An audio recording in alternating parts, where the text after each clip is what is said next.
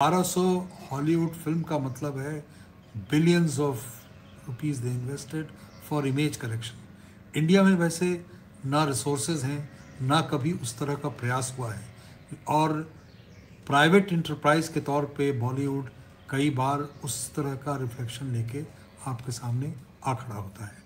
और कहीं ना कहीं इसीलिए अगर आप ट्रूथफुली यहाँ फिल्म बनाने लगे, जैसे फॉर एग्जांपल वॉर फिल्म आप टाइप करें गूगल पे, top 10 war films in the world, तो आपको जान के आश्चर्य होगा कि टॉप 10 फिल्म्स में से 8 फिल्म जो है वो हॉलीवुड के फिल्म हैं। और वो एक्चुअली पेंटागन, कहा जाता है कि पेंटागन ने उन्हें कमीशन किया है, और वो कमीशन फिल्म है, लेकिन देखने में उसकी क्वालिटी, उसका सब कुछ, पैकेजिंग, एक्टिंग वगैरह वगैरह, आपको लगेगा कि my god it's a class pattern, टोरा टोरा टोरा, मतलब टोरा टोरा टोरा मुंबई अपने आप में।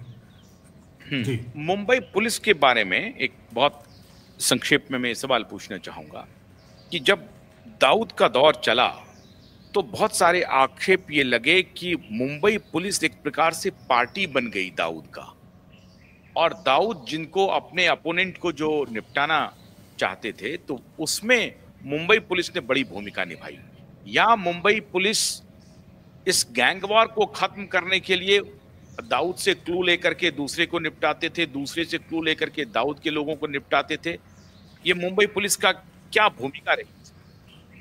दोनों चीज़ें थी, दोनों चीज़ें थी अगर आप ऑब्जेक्टिवली देखें, और वो हर जगह होती हैं, बॉम्बे में ज़्यादा थी क्योंकि वहाँ स्टेक्स ज़्यादा था पैसे का। और कहीं ना कहीं इसलिए अगर आप बॉलीवुड में थोड़ा गहराई से झांकेंगे तो आपको दिख जाएगा कि कई ऐसे कैरेक्टर्स बीच में फिल्म्स में आए जो जो पुलिस ऑर्गेनाइजेशंस में दिखे, जो कि अच्छे खासे एडवाइज़र बन गए बॉलीवुड के। और मजाक करते थे लोग कि हर तीसरे फिल्म में एक एसीपी, एक इंस्पेक्टर या फलाना ऑफिसर हमारा पुलिस एडवाइज़र है, और उसको आई एम श्योर कि अच्छा खासा वो पैसा भी देते होंगे, ऑन रिकॉर्ड हो ना हो। तो एक तरफ ये थी, दूसरा तरफ पुलिस उनको इस्तेमाल करती थी और वो भी पुलिस को इस्तेमाल करते थे, तभी वो इतना सिलसिला लंबा खींचता रहा। लेकिन कई ऑफिसर्स आए जो बड़े ज़ील से उन्होंने इस नेक्सस को तोड़ने का प्रयास किया, ख़ास तौर पे बॉम्बे राइट के बाद। बॉम्बे राइट के पहले एक बड़ा कोजी सा relationship, uneasy but cozy relation exist करता रहा क्रिमिनल वर्ल्ड और बॉम्बे में। और इनफैक्ट बहुत सीनियर ऑफिसर्स में भी एक दो ऑफिसर का नाम आता है, नाम बताना वो पर्सनलाइज्ड होगा, मैं बचूंगा उससे, लेकिन जो महाराष्ट्र काडर के ऑफिसर्स हैं वो भी शेयर करते हैं उस तरह के एक दो आईपीएस ऑफिसर्स का नाम भी, जो कि उसी तरह लिप्त थे जितने कोई इंस्पेक्टर या एसीपी इस क्राइम वर्ल्ड से। फॉर्चुनेटली आप एक ऐसे बैच से आते हैं जिस बैच के ऑफिसर के ऊपर एक बहुत बदनमा दाग लगा हुआ है। 1988 बैच के आप आईपीएस ऑफिसर हैं, और आ, मेरे ख्याल से ये आपके लिए एम्बैरेसिंग जरूर होगा, लेकिन ये सवाल मेरा पूछना बहुत जरूरी है क्योंकि दर्शकों की ये डिमांड जरूर होगी कि आप अगर आईपीएस हैं तो बैच कौन सा है। तो बैच 1988 बैच के हैं, और आपके ही बैच के एक बैचमेट जिन्होंने मुंबई के पुलिस को लीड किया, लेकिन वो वो भगौड़ा भी हुआ। आजकल वो लीलावती हॉस्पिटल के एग्जीक्यूटिव डायरेक्टर हैं, उनके ऊपर अब फिर दाग लग रहा है। सुशांत और दिशा के मामले में इतनी बदनामी हुई कि कहने क्या, आज तक उनका ये चल रहा है। तो ये जो ऐसे पुलिस ऑफिसर्स जिनके ऊपर इस तरह के सवाल उठ रहे हैं, तो आप लोगों को कभी कभी अंदर से लगता है कि इससे पुलिस की वर्दी पर जो एक दाग लगता है, और खासतौर से मुंबई की पुलिस जिस तरह से, जिनको स्कॉटलैंड यार्ड कहा जाता था, उससे उनकी तुलना होती थी, क्या मुंबई पुलिस ने अपनी साख गंवा दी है? ये कहना अतिशयोक्ति होगी या कुछ बाकी है साख? मैं मानता हूँ कि सिचुएशन मिक्स्ड होती है। जिस शख्स की बात आप कर रहे हैं हमारे बैचमेट हैं, तो मैं पर्सनलाइज कमेंट से तो बचूंगा क्योंकि बैचमेट के साथ एक अलग रिश्ता होता है। बट इसके पहले भी जब मैं ये हटाओ, इशारा कर रहा था, इसके जंगल में पहले भी हटाओ। कम से कम दो ऑफिसर्स का नाम मेरे कानों तक आए हैं जिनका प्रोफाइल कम रंगीन और शेडी नहीं रहा। जिनके बारे में आप बात कर रहे हैं वो तथ्य आपके पास ज़्यादा है कि कुछ सुशांत ठाकुर के केस में आप बहुत गहराई तक जा चुके हैं, और मेरे लिए भी एक न्यूज़ है कि वो लीलावती अस्पताल के एग्जीक्यूटिव डायरेक्टर हो गए हैं, जहां सैफ अली खान हाल में भर्ती थे। ये बढ़ती थे। मेरे लिए चौंकाने वाली बात है, और इंटरेस्टिंग ट्विस्ट भी है पूरे स्टोरी का। तो आपको आपका जो जो उनका रिकॉर्ड रहा है सज्जन का, आपको लगता है कि कोई सच बात सामने आ पाएगी? क्योंकि नहीं, उसी मैं बड़ा लीलावती ऑप्टिमिस्ट हूँ। हॉस्पिटल में वो पहुंचते हैं, इधर पुलिस की इन्वेस्टिगेशन भी हो रही है।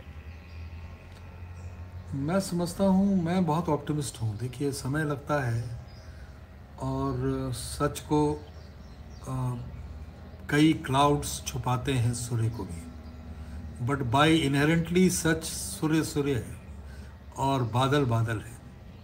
ये बादल आते हैं और जाते हैं, समय लगेगा, लेकिन सच्चाई सामने आएगी और अंधेरे से उजाले की तरफ हम खातिब होंगे, ये मेरा विश्वास है। अभी एक जानकारी मिली है कि ऑपरेशन बॉलीवुड क्लीन कुछ चल रहा है। घोषित रूप में नहीं है ऐसा कोई कि ऑपरेशन बॉलीवुड क्लीन हो रहा है, बॉलीवुड क्लीन हो रहा है, लेकिन हेजिमनी जो दाऊद गैंग की थी वो एक प्रकार से खत्म हो रही है। अब एक दूसरा गैंग इमर्ज हो रहा है जिसको आप नाम सुनते होंगे आप, लॉरेंस का, लॉरेंस बिश्नोई। अब वो जेल में रह करके पूरा इंटरनेशनल रैकेट उनका चल रहा है। तो आपको लगता है कि ये जो दाऊद को रिप्लेस करके फिर कोई दूसरा गैंग हावी हो जाएगा? क्योंकि वो जगह तो खाली रहेगी नहीं, कोई ना कोई तो भर देगा। देखिए, गैंग सीज़न की तरह होते हैं, वो आते हैं जाते हैं, सत्ताएं उसका इस्तेमाल करती हैं, कोई ये नई चीज़ नहीं है। फ़र्क केवल ये है कि आ, किस कॉज के लिए किया जा रहा है। अगर वो नेशनल कॉज के लिए है तो मुझे इसमें कोई गड़बड़ी नहीं दिखती है। नेशनल कॉज क्या है, इस पर डिबेट हो सकता है, डिफाइन करने को कहा सकता है, लेकिन अगर वैसे कैरेक्टर्स पे दबदबा बनता है, पुलिस की पैटर्नेज बढ़ती है, तो आप, लेकिन वो पैटर्नेज बड़ी इनविजिबल होती हैं, वो डायरेक्ट स्टेट पुलिस के साथ उनको जोड़ के देखना थोड़ा मायोपिक होगा। मैं समझता हूँ हम्म। कि वो एक बहुत सटल रंग का गेम है, जिसमें बहुत आम बाज़ार में वो चर्चा नहीं आती। जो बाज़ार में मीडिया आप देखते हैं उस पर भी चर्चा, कुछ लोगों को पता ही दूर तक नहीं होता क्या हो रहा है। और अगर वो नेशनल कॉज के लिए हो रहा है तो इंटरनल सिक्योरिटी का कंसर्न किसी भी इंडियन सिटीजन के लिए एक इम्पॉर्टेंट कंसर्न है, और होना भी चाहिए।